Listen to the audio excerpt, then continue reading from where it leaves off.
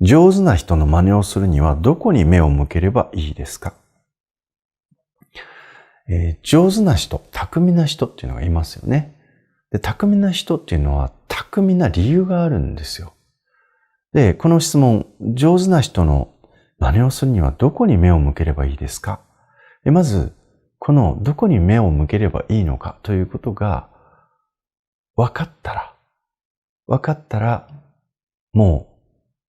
その人は巧みになってますね。半分以上、それはクリアしているということです。で、これが上手な人を見ていて、なんでこの人が上手なんだろうっていうことがちゃんと分析できればね、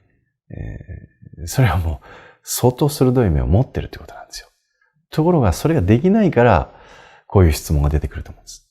ね、これは今テレビとかでも何ですか歌うま選手権みたいなのもあったりしますよね。で、ああいう番組ね、私も面白いなと思って見るんですけども、本当もうプロの方、顔負けのすごい上手な人たちが出てくるし、で、ああいうものがテレビでやっぱり、放映されたりすると、余計やっぱりそういうものを目指して頑張る子たちが出てきたりして、で、時々こうびっくりするのは、子供たちが、ね、本当若干、本当10歳、11歳、12歳、ね、中学生、高校生って若い人たちがですよ、とってもこう、艶のある大人の歌とかを、もう本当にこう上手に歌ったりしますよね。そう。あれがやっぱり、上手な人、巧みな人の真似をするっていうことのお手本になると思うんですよ。子供たちって本当素直ですよね。で、大人の人って、子供は子供って思ってます。大人より能力が低いって思ってたり、大人よりも、やはり学びにおいて、乏しいと思ってる人がいるんですけど、とんでもないですよ。大人ができることは子供たちは全部できます。しかも大人よりも高いパフォーマンスを発揮する子たちっていうのもいっぱいいるんですよね。それはなんでかって言ったら、素直だからです。どこに目を向けたらいいですかなんて考えないんですよ。ね、例えば、うわーって自分が憧れた曲があると、もうとにかく上手下手関係なく、一生懸命その歌を真似したりしてますよね。例えば女の子なんかだったりすると、もうね、自分の好きな歌手ができたり、好きな歌ができたりすると、もうずっと歌ってますよ。ね、ずーっと歌ってます。で、だんだん最初はね、何の曲だろうなと思うんですけど、何回も、オリジナルの歌っていうのがわからないぐらい、外れた音程で、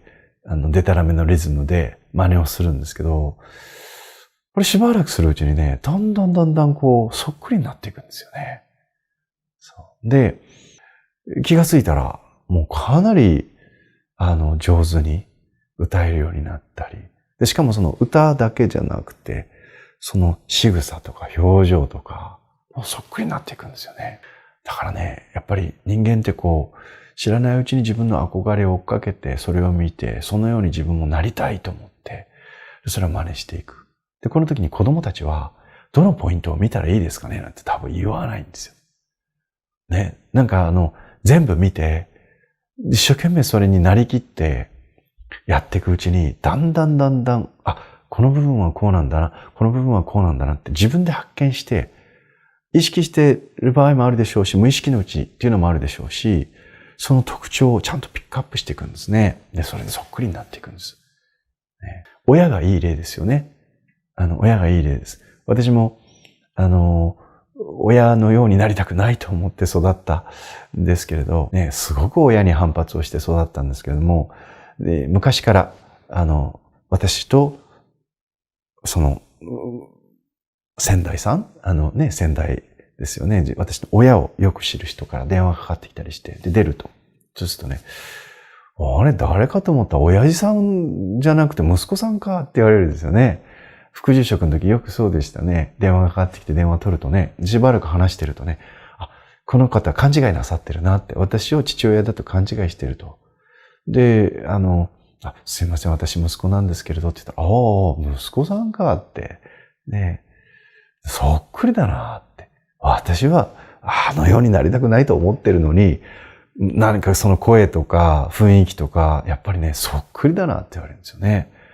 そう。だから自分が身近にいるもの、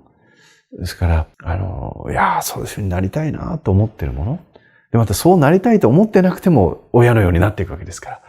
だから普段身近にどれだけ接してるかによって、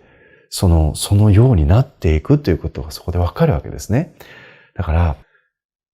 どうしたら上手い人の真似をするにはどこに目を向ければいいですか、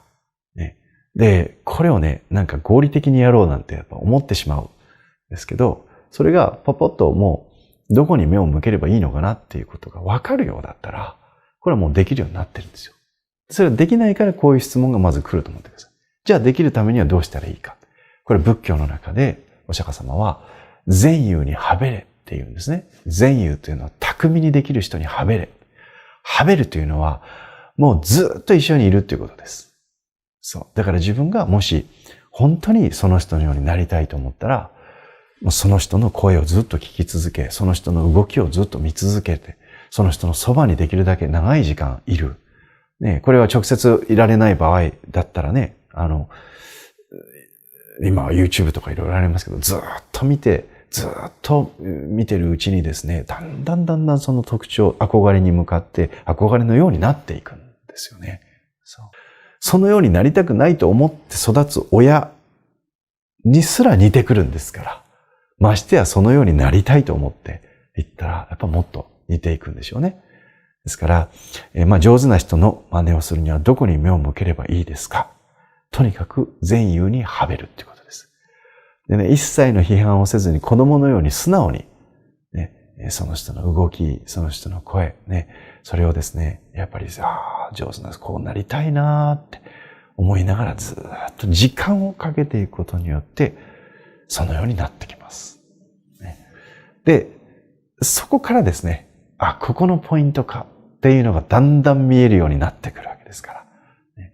一生懸命真似してみると、そのうちに上手に真似できてるなと思う時もあるし、上手に真似できてないということに気づくこともあるんですね。でそこからどんどん漠然と見えていったものがこう細かく見えるようになってくる。